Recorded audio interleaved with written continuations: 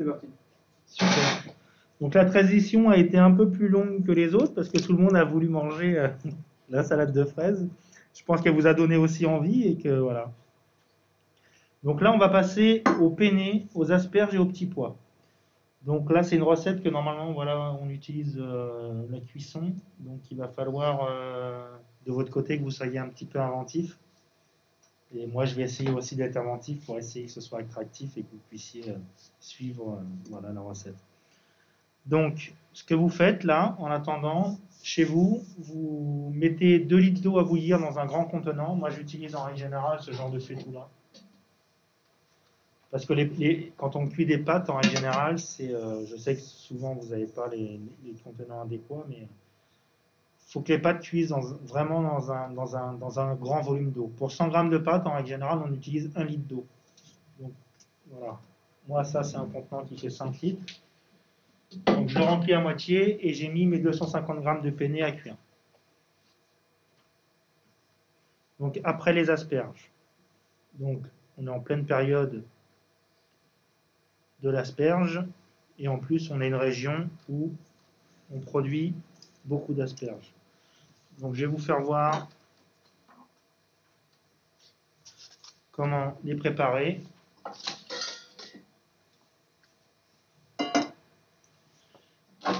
Et je vais vous donner une petite astuce après, en même temps, pour utiliser en fin de compte, parce que dans l'asperge verte, vous avez le côté tendre, donc on va manger. On peut manger en vinaigrette, avec une mousseline, avec voilà, comme vous voulez. Et il y a la partie qui est plus fibreuse, en fin de compte, et souvent qu'on jette. Mais cette partie-là, il ne faut pas l'acheter. Vous la coupez en petites rondelles, comme ça. Vous voyez, c'est bien filandreux. Vous ne l'achetez pas. Vous les gardez. Et vous allez les faire revenir avec un oignon, dans une casserole, dans un peu de beurre ou un peu d'huile d'olive. Et après, vous allez rajouter du fond de volaille dedans, un bouillon de cube. Vous allez rajouter 1 litre d'eau, un cube de volaille ou deux, et vous allez ajouter une petite poignée de riz pour le cuire, pour le lier en fin de compte, plutôt que d'utiliser de la farine. Souvent, on est allergique à la farine ou d'utiliser de la patate. Vous utilisez une petite poignée de riz et vous allez faire cuire ça pendant une trentaine de minutes. Et après, vous allez venir le mixer avec un blender, un petit mixeur plongeant, comme ça, comme ceci. Si vous avez ça à la maison. Une petite chose comme ça, voilà. Et ça va vous faire un velouté d'asperges que vous allez venir par la suite passer à travers une passoire ou un tamis pour enlever en fin de compte toutes les fibres qui voilà, qui vont pas être mangeables. Et vous allez avoir quelque chose de velouté avec le riz, en fin de compte, ça va lier votre soupe. Et vous allez avoir un velouté qui va vraiment être succulent et vous allez pouvoir manger ça avec par exemple une petite chantilly avec des copeaux de parmesan dessus, c'est vraiment un délice. Donc on va revenir à la recette initiale. Donc les asperges, donc, on les coupe. Voilà. Donc vous le voyez, hein, à partir du moment où ça devient violet, c'est que ça devient fibreux. D'accord. Donc vous coupez juste avant. Donc ça dépend des asperges. Voilà, vous allez en avoir où ça va être beaucoup plus long, d'autres beaucoup plus courts.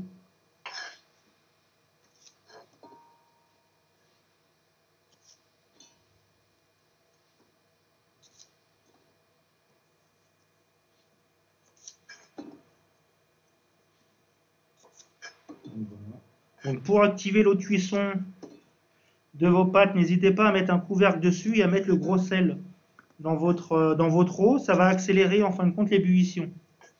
Donc vous allez consommer moins d'énergie et ça va aller beaucoup plus vite. Le sel a voilà, un pouvoir refroidissant, mais un pouvoir aussi de faire monter l'ébullition de l'eau plus vite. Je ne suis pas chimiste, hein. Il y en a qui doivent être chimistes dans le groupe et qui doivent sûrement être plus à même de répondre à cette question. Donc après, une fois que les asperges, on va les couper en tronçons de 4-5 cm à peu près.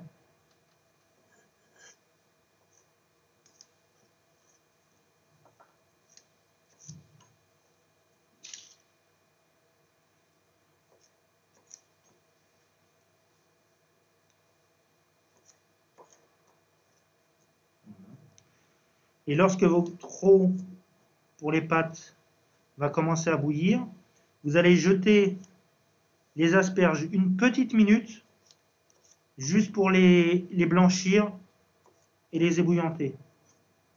Vous allez les retirer et en même temps, ça va parfumer un petit peu votre eau de cuisson. Comme ça, vos pâtes, elles auront un petit goût d'asperge avant même d'avoir été dans la sauce. Pareil pour cuire vos pâtes, vous pouvez rajouter aussi un petit bouillon de volaille, ou de légumes dans votre eau de cuisson pour donner un peu plus de goût à vos pâtes. Je suis désolé, j'ai mon masque qui tombe.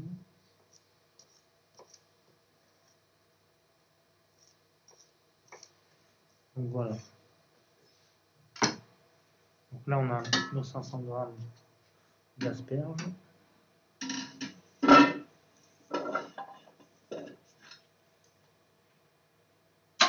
Donc on les a ébouillantées et ça donne ça. Elles sont bien vertes.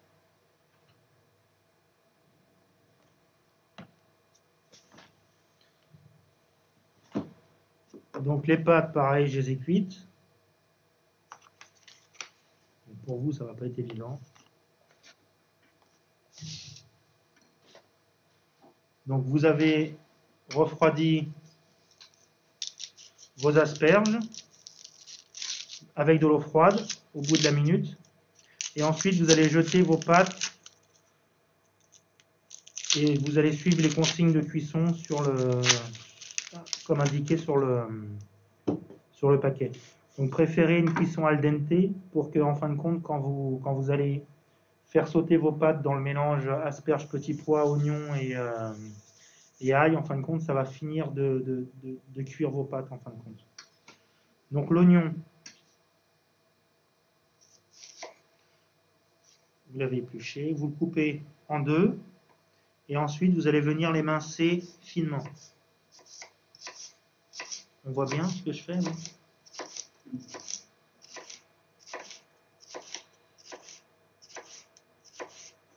Donc toujours vos doigts et vos phalanges pour vous gouder. Donc essayez de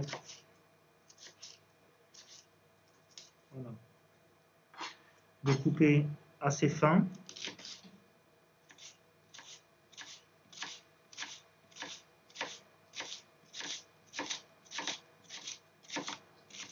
Une question de Kerton qui demande, et si on n'aime pas les asperges, avec quoi on peut remplacer? Alors les asperges, vous pouvez remplacer avec peu importe le légume, vous allez pouvoir mettre de l'artichaut. En ce moment, c'est la période aussi. Et après, vous pouvez mettre ce que vous voulez comme légumes. Vous pouvez mettre des courgettes, c'est pas la saison, mais de l'aubergine. Vous pouvez mettre plein de choses comme ça. Mais après, pour la courgette, le mode de cuisson, pareil, vous allez pouvoir les blanchir de la même manière.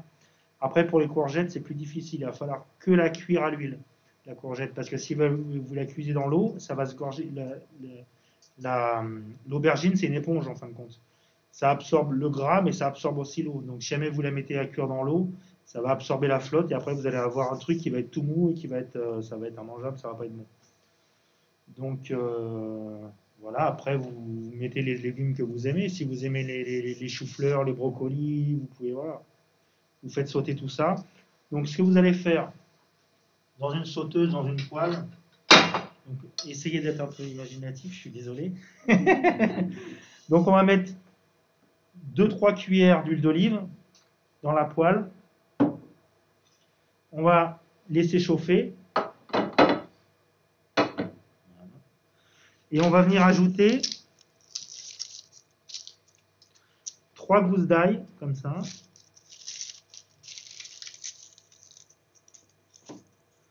Sans les éplucher, sans rien, juste en là, avec la paume de la main et la lame de votre couteau, vous allez venir l'écraser, comme ça. Et ça, vous allez jeter les 3 dans votre huile bien chaude. Donc vous allez faire frire tout ça, vous allez ajouter les oignons dedans, et vous allez ajouter par la suite des filets d'anchois à l'huile.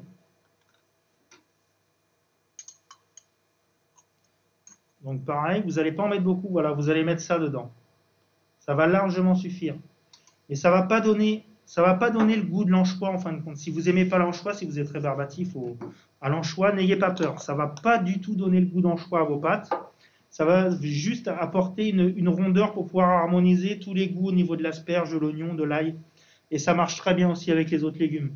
Moi, souvent, quand je fais des pâtes, même juste des pâtes voilà, avec de la tomate et du basilic, je prends pareil mes oignons, mon ail, je le fais sauter, jette mes tomates cerises coupées en 2 ou en 3, et je mets mon anchois dedans. Clac, clac, clac. Et après, je mets mes pâtes, et après, je mets un petit peu d'eau de cuisson de mes pâtes, ça va venir lier en même temps votre sauce, et je mets du beurre à la fin pour lier, et je fais sauter tout ça. Donc là, une fois que tout est bien revenu, tout est sauté, vous allez ajouter les asperges et les petits pois dedans. D'accord? Vous allez faire revenir tout ça. Et après, une fois que vos pâtes vont être cuites, vous allez ajouter les pâtes dedans et vous allez continuer à cuire l'ensemble pendant 1 minute. D'accord? En remuant ou avec une passoire. Moi, souvent, je fais sauter comme ça pour que, en fin de compte, ça se lie. Et il faut toujours qu'il y ait un petit peu d'eau de cuisson. Il ne faut pas que ce soit sec. Si jamais c'est sec, n'hésitez pas à rajouter de l'eau de cuisson de vos pâtes en fin de compte. Et à mettre, voilà. Et après, vous allez lier avec un peu de beurre. Vous allez dresser ça après dans un plat. Vous allez mettre des petits copeaux de parmesan sur le dessus, un petit filet d'huile d'olive, et vous n'avez plus qu'à manger. Donc j'espère que votre imagination a été débordante. Je suis désolé. Donc moi, je vais vous faire voir, voilà, une salade de pâtes en fin de compte avec des froides, avec des asperges. J'espère que vous allez les manger.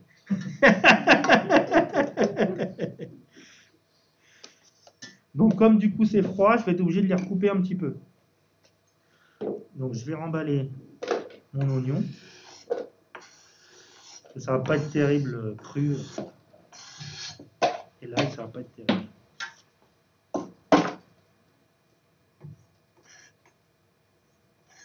Donc voilà, là on fait une variante en fin de compte. Une variante froide. Et on va manger ça avec des petits copeaux de parmesan et un petit peu de burrata coupé en petits morceaux. Des tomates, un petit peu d'huile d'olive et du vinaigre balsamique.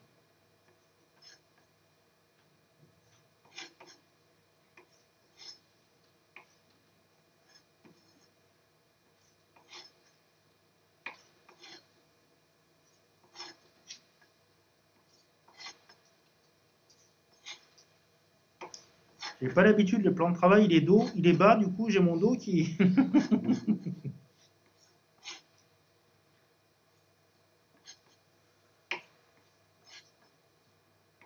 Alors n'hésitez pas, si vous avez des questions sur un autre sujet, sur quelque chose qui vous fait défaut en cuisine, sur quoi que ce soit, n'hésitez pas à poser des questions, je suis là pour y répondre.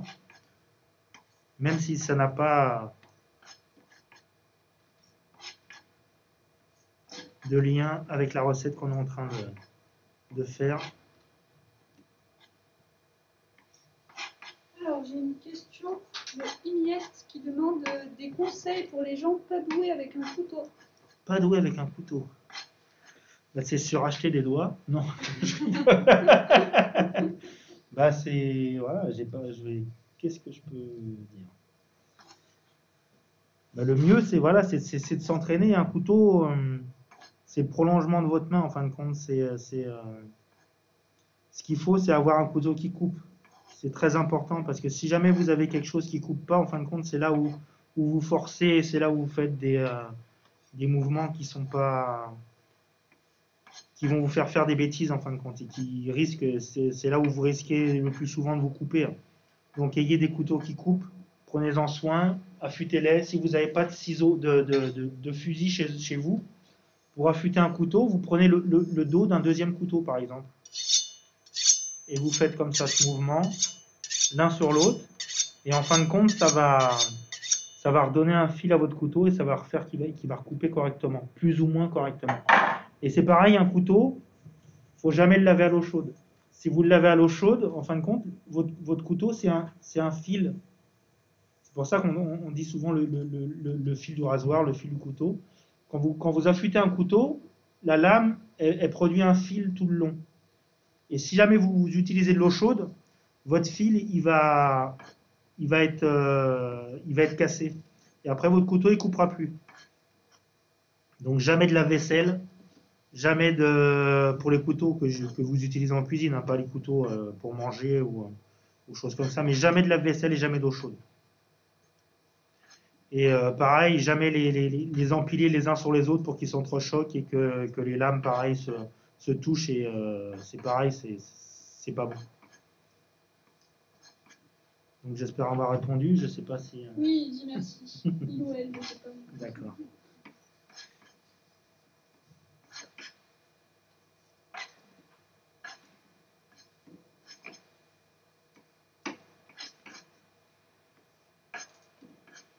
Donc pareil, les produits frais, c'est mieux d'aller les chercher voilà, dans les petits magasins bio. Vous allez les payer moins cher qu'en grande surface. Par contre, pour tout ce qui est contenant, sauce tomate ou choses comme ça, souvent vous allez avoir des prix plus attractifs justement en grande surface que dans les petites boutiques spécialisées bio où vous allez souvent les payer 2 fois plus cher. Donc, on va récupérer les asperges. Donc, on va ajouter les pâtes. Donc elles sont cuites depuis ce matin, donc elles ont un tout petit peu gonflé. Bonjour. Donc je pense que chez vous, elles seront un peu plus fermes, un peu plus al dente. Voilà. Donc on va ajouter un petit peu de vinaigre balsamique.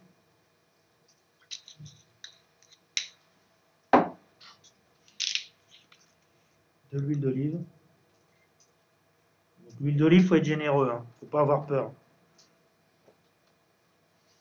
L'huile d'olive, c'est sain pour la santé quand c'est en première pression. Donc on va ajouter des herbes aromatiques.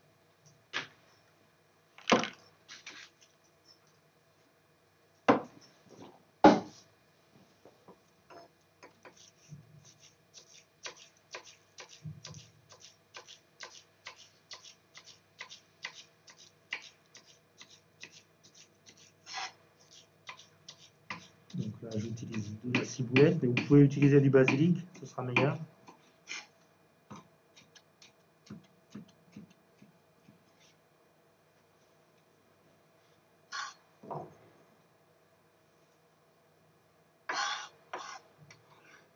Je peux poser une question. Oui. Est-ce que faire chauffer de l'huile d'olive, ça fait perdre sa saveur? Oui, à partir du moment où tu fais chauffer quelque chose, automatiquement tu vas perdre sa saveur. Donc c'est pareil en règle générale, une huile pour pas qu'elle soit trop cancérigène, parce que ça dépend des huiles. Tu as des huiles qui à 65 degrés deviennent cancérigènes et d'autres c'est 180 ou 210. Ça dépend si elle est hydrogénée ou pas. Et ton huile, de toute manière, elle va perdre de sa saveur. Donc le mieux, c'est toujours cuire avec une huile où tu fais d'abord chauffer ta poêle, et après tu mets ton huile, et après tu rajoutes tout de suite tes ingrédients pour pouvoir faire redescendre en fin de compte la température de ta poêle, mais toujours continuer à saisir tes aliments. D'accord? Et après, une fois que tu as fini de cuire ton aliment, tu rajoutes un petit peu d'huile sur le dessus. Parce que tu vas retrouver le goût de ton huile d'olive à la fin. D'accord?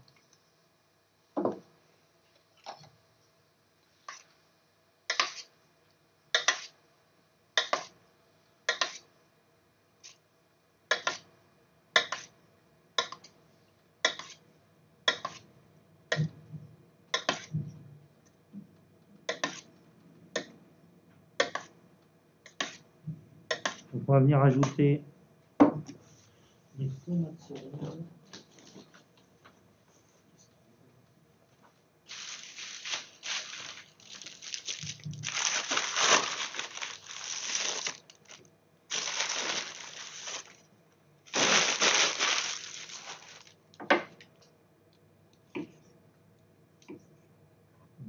patates.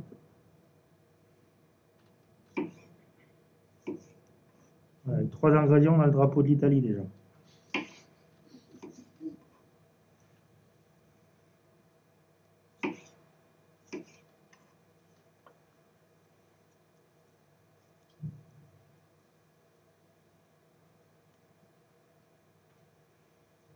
Donc c'est pas encore tout à fait la saison des tomates, et on arrive quand même à produire en France des tomates sous serre en bio.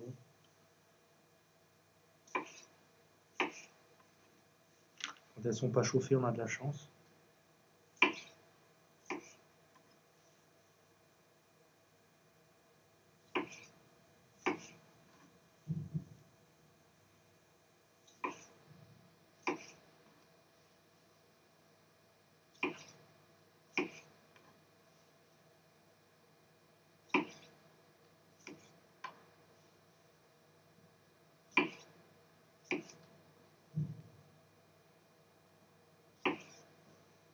Celle-ci, je la garde pour après pour la déco.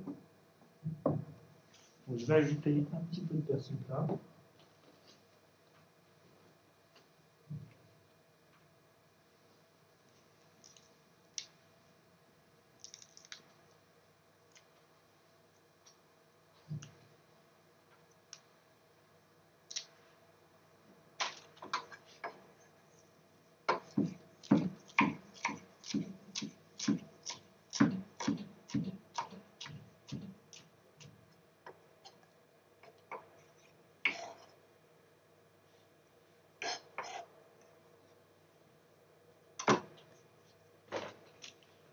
Du sel. Du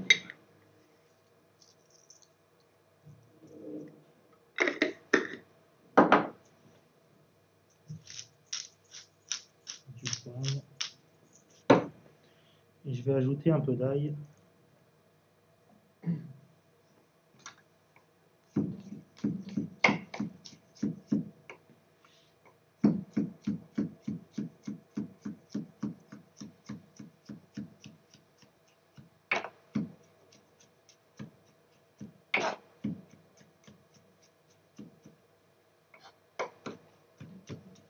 Cachez-le assez fin pour pas avoir quelque chose de trop fort si vous tombez dessus. Après, sous la dent, c'est pas très agréable. Surtout pour la personne qui est en face de vous.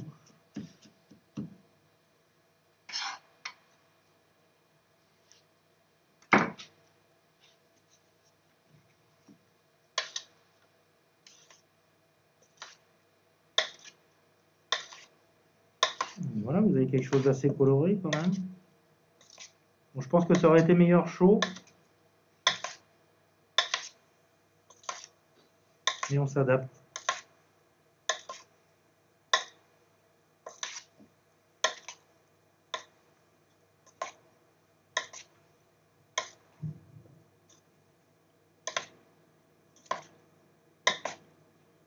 Donc on va venir présenter ça. J'ai pris des petites assiettes.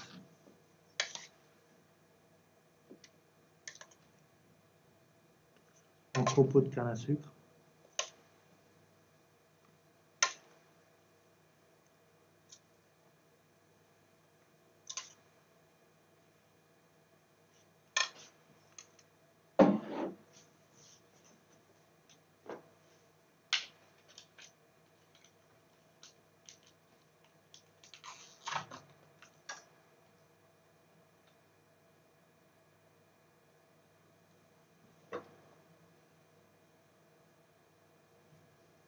On a une question de Kerton qui demande est-ce qu'avec cette recette on peut faire du sucré salé ou est-ce que c'est trop spécifique? Du sucré salé, ça après c'est au goût de chacun. Vous pouvez ajouter un petit peu de miel dedans. Ça va adoucir un petit peu le vinaigre balsamique et les pâtes. Et oui, vous pouvez ajouter effectivement du miel dedans. Ça va être très bon aussi. D'ailleurs, moi j'en incorpore souvent dans mes vinaigrettes. Et je trouve que ça adoucit justement le côté acide du vinaigre, qui est souvent dégueulasse. Donc voilà, on va ajouter un petit peu de copeaux de parmesan dessus. Donc, je garde tous mes aliments là au frais, dans ma petite caisse.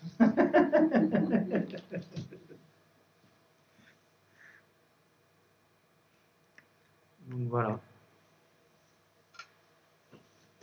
On peut ajouter une petite branche de persil pour la décoration.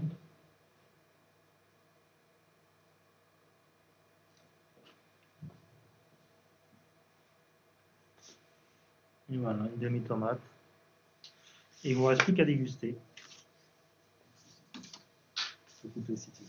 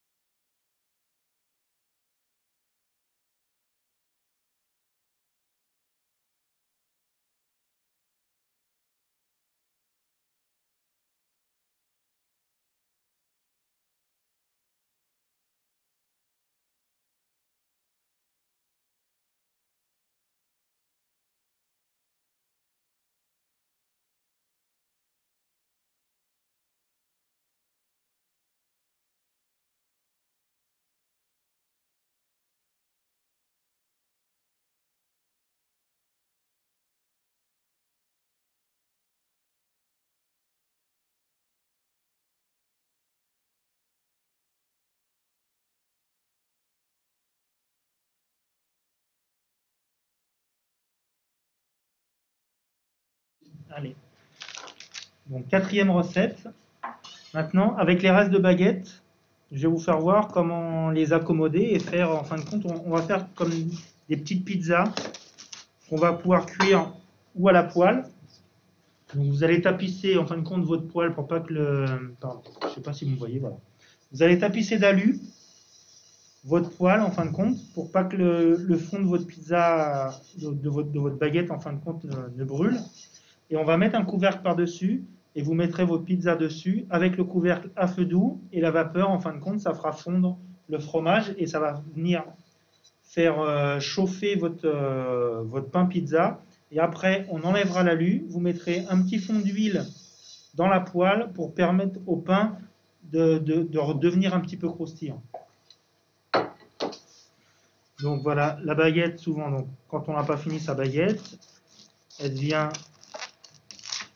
voilà, un peu dure. Et on a du mal à la manger en sandwich sans se faire mal aux mâchoires. Donc voilà, donc vous la coupez morceaux comme ça assez long. Vous coupez les dessus qui sont un peu arrondis pour pouvoir avoir quelque chose de plat.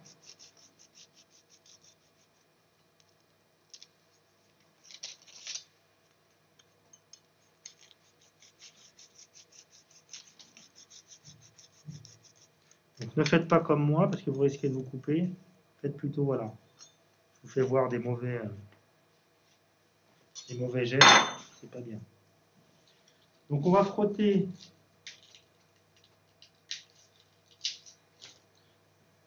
nos morceaux de baguette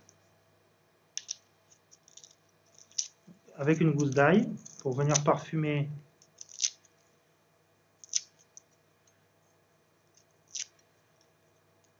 la baguette. Donc quand vous cuisinez, surtout n'hésitez pas à toujours mettre de l'oignon, de l'ail, des choses comme ça qui vont venir en fin de compte apporter beaucoup de goût à votre cuisine. Il ne faut pas hésiter à... Voilà. Donc on frotte.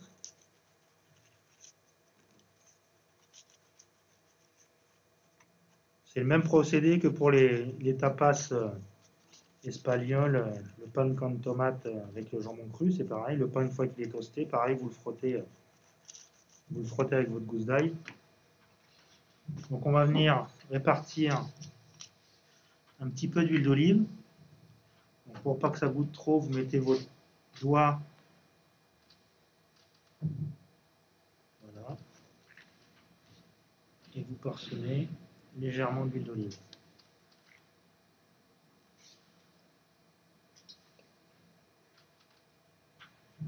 Pas en mettre trop.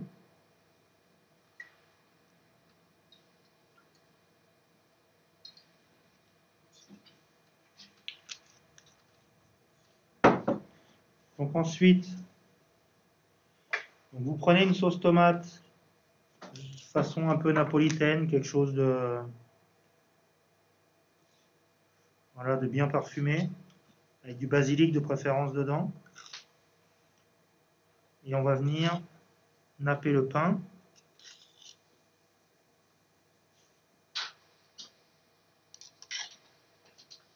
Donc soyez généreux pour avoir quelque chose quand même, une fois que vous allez le cuire, qui va venir ramollir votre baguette. Après, vous pouvez utiliser des restes de boules de pain de campagne que vous allez trancher assez épais.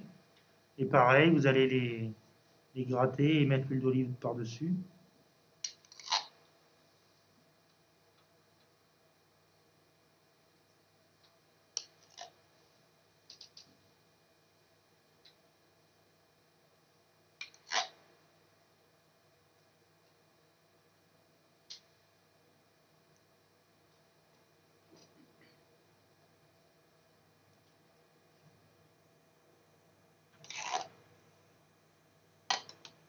Voilà. Donc si à la maison, vous avez dans votre frigo des restes de vieux fromages que vous osez plus trop manger parce qu'il est un peu sec ou il est un peu rabougri, n'hésitez pas à le couper en petits morceaux et à venir les étaler sur la sauce tomate. D'accord? S'il vous reste du jambon, pareil, vous faites la même chose. Vous parsemez un peu de jambon, vous parsemez de chèvre, de jambon cru, ce qui vous reste dans votre frigo. Même si jamais vous avez des légumes qui sont un peu oubliés dans le fond de votre frigo, mais qui sont encore bons, pareil, vous les étalez dessus et après vous allez venir mettre un petit peu de fromage sur le dessus.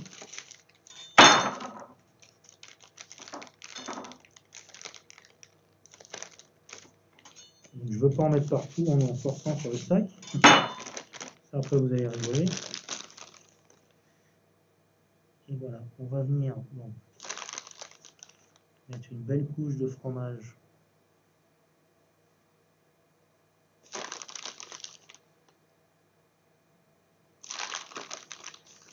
sur vos morceaux de baguette.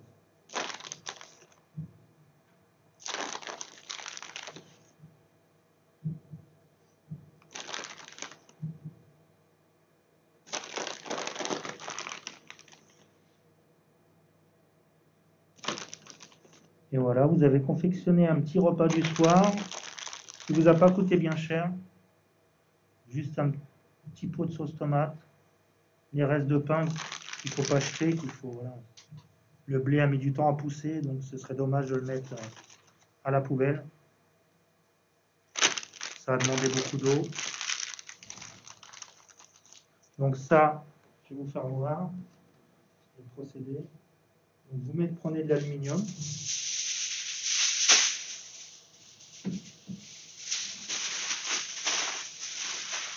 Sans trop l'écraser. Et vous le placez comme ça dans le fond de votre poêle. En fin de compte, ça va venir créer une épaisseur pour empêcher en fin de compte votre pain pendant la cuisson de chauffer et de brûler.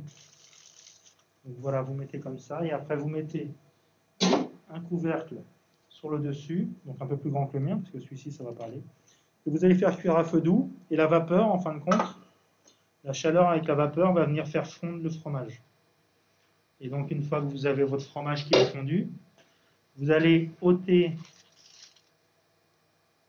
vos tartines, vous allez enlever l'aluminium, vous allez rajouter un fond d'huile d'olive et vous allez remettre vos morceaux de baguette dessus pour venir justement créer une petite croûte un petit peu colorée et ça va créer du croustillant sur votre baguette. Et voilà, il ne vous reste plus qu'à manger ça avec une petite salade verte accompagnée d'une petite vinaigrette avec du balsamique, un peu d'huile d'olive, un petit peu d'ail toujours pour être un peu dans l'Italie. Et vous allez rajouter une petite cuillère de miel dedans. Et n'hésitez pas aussi, quand vous mangez votre salade, à toujours manger avec des graines. Moi, j'ai toujours des graines que je fais torréfier à la maison. Donc, vous avez là des graines de sésame, des graines de tournesol et des graines de courge. Ça va vraiment donner un goût très agréable à votre salade et ça va vous apporter beaucoup d'huile, de bons oméga qui vont vous faire du bien à l'intérieur. Donc voilà, j'espère que ça vous a plu. On a une question de Inieste qui dit: si on est allergique à l'ail, peut-on remplacer par quelque chose d'autre? Si on est allergique à l'ail, après non, le mieux c'est de... Moi personnellement, je vois pas grand chose à mettre d'autre. Après, si vous êtes allergique à l'ail, vous pouvez mettre un peu l'huile des anchois mais après, si vous pouvez, non, puisque après on rajoute de la tomate à la rigueur, vous auriez pu rajouter une tomate écrasée un peu mûre sur le dessus, mais non, ça n'a pas d'intérêt puisqu'on rajoute de la sauce tomate après par-dessus. Donc, si on est allergique à l'ail, on n'en met pas. Voilà. Ou sans ça, vous pouvez vous faire des petites huiles à la maison avec par exemple, quand il vous reste du persil, des choses comme ça, vous les équeutez et vous les mixez avec de l'huile d'olive et après vous pouvez tapisser votre pain avec de l'huile des herbes, du basilic ou du persil et ça va donner du goût autre que l'ail. Voilà, je vois que cette solution. Alors, on a une autre question de Wow 610 qui Oui. dit: combien de temps faut-il laisser dans la poêle? Dans la poêle, il faut compter une dizaine de minutes. Le temps que la chaleur commence à à monter et que ça fasse fondre le fromage, il faut compter une dizaine de minutes. Mais surtout à feu doux, pas trop fort. Sinon, après, vous allez brûler votre poêle et après, pour avoir le. Même si jamais vous avez de l'alu, ça va toujours avoir tendance à noircir parce qu'il reste toujours des résidus secs qu'on n'a pas pu nettoyer comme il faut. Et voilà, il faut toujours y aller avec délicatesse.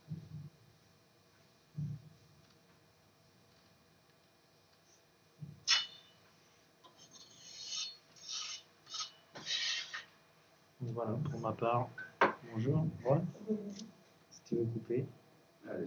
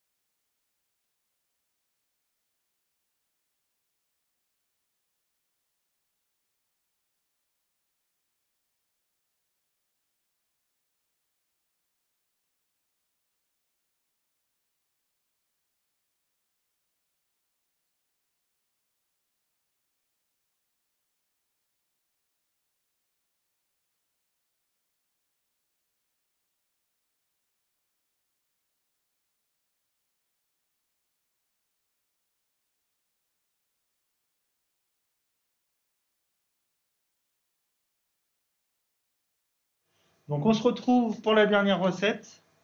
Donc c'est un steak végétal aux lentilles vertes. Donc pareil, même souci. Donc j'ai cuit les lentilles.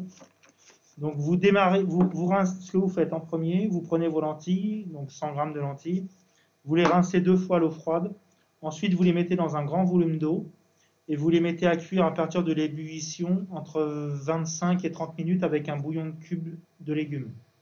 Donc vous les mettez à cuire pendant 25-30 minutes et ensuite vous les laissez refroidir dans le liquide pour qu'elles continuent à se gorger de goût et qu'elles soient le plus molle possible, qu'on puisse les travailler à la fourchette pour pouvoir les écraser.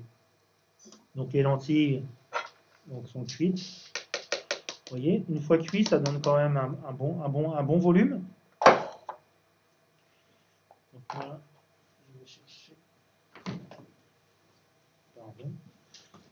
Je suis organisé pour le coup. Voilà. Donc j'utilise moi un presse-purée. Donc, pour venir écraser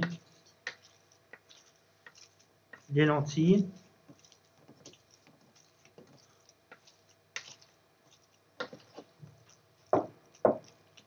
Pour pouvoir faire ressortir tout l'amidon, et pas l'amidon, mais en fin de compte, toute la purée de la lentille, ce qui va servir de liant en fin de compte. On peut le faire avec des pois chiches, des haricots rouges, des haricots blancs, en fin de compte, tous les légumineuses. Et ça va servir en fin de compte à avoir quelque chose de compact. Et quelque chose de protéiné aussi. Donc après, je vais venir intégrer. Donc là, j'ai fait cuire dans un peu d'huile d'olive un oignon entier, ciselé très fin. Je vais vous faire voir après comment ciseler un oignon. Avec de l'ail et un peu de coriandre à la fin. Donc je viens l'incorporer dans mon mélange.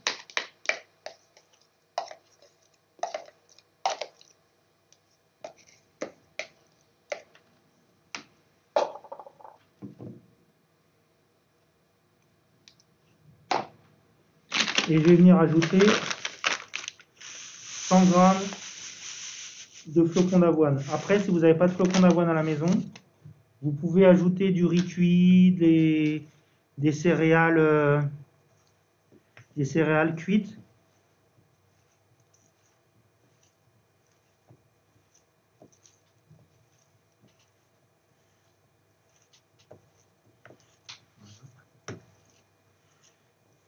Et vous ajoutez ou de la crème végétale. Moi, j'ai décidé d'ajouter un peu de sauce tomate pour servir d'humidifiant un peu aux céréales. Et en même temps, ça va donner du goût.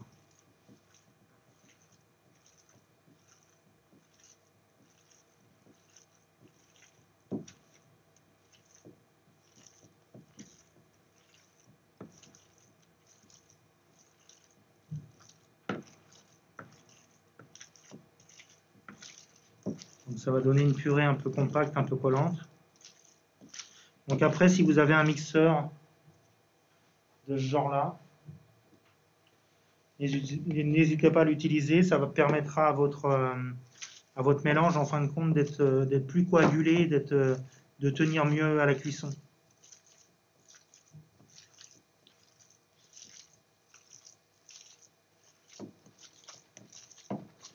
Donc je vais ajouter des épices. Donc moi j'utilise du curry.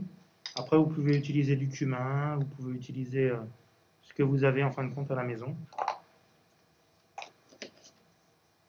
Je vais ajouter un peu de poivre, un peu de sel,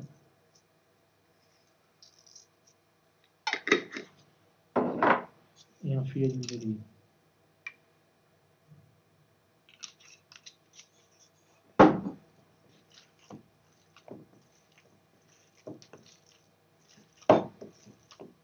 Donc l'épice, en fin de compte, vous aromatisez vos steaks végétales avec ce que vous voulez en fin de compte. Si vous voulez par exemple faire avec de l'haricot rouge, vous pouvez les aromatiser avec du cumin, un peu d'origan.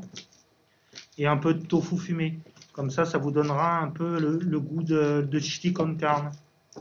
Vous pouvez agrémenter si vous voulez faire quelque chose d'un peu asiatique.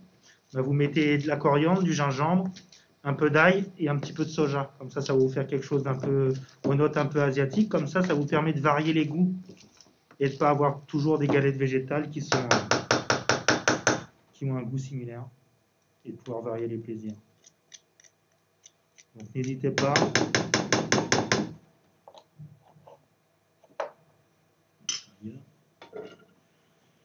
Donc, vous voyez, vous avez quelque chose d'assez compact.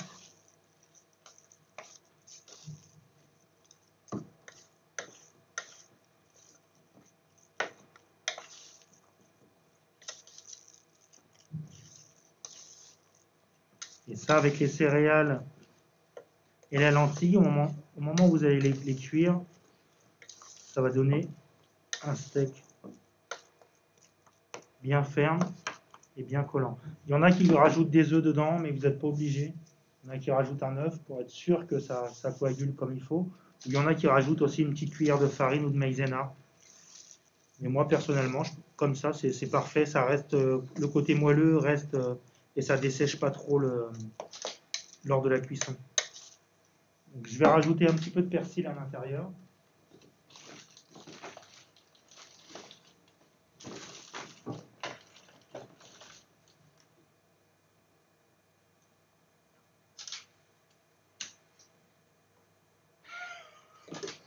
La prendre, la photo.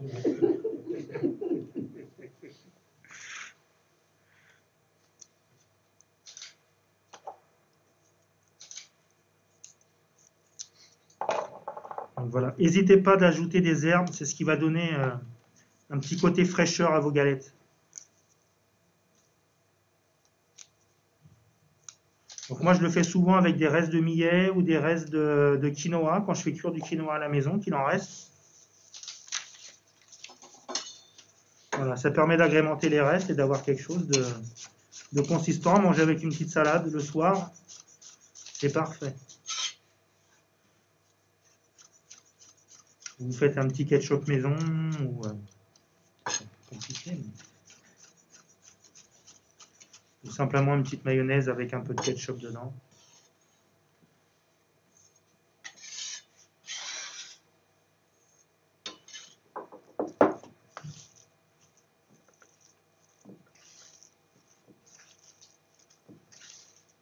Donc les flocons d'avoine ont absorbé toute l'humidité.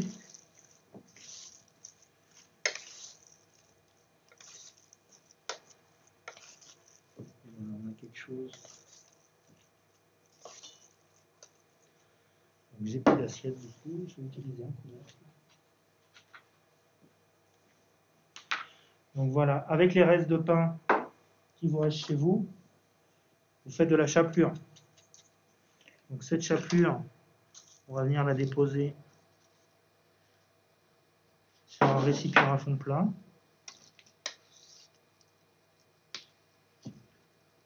On va venir former une boule. On va venir déposer sur la chapelure. Voilà. Bien l'enrober.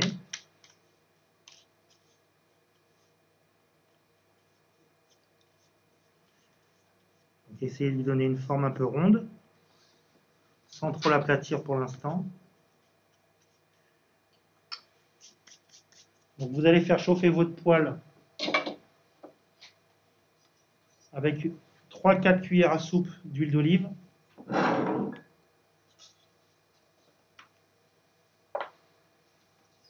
Et une fois que l'huile est bien chaude, vous allez venir mettre vos boules dans l'huile délicatement. Et lors de la cuisson,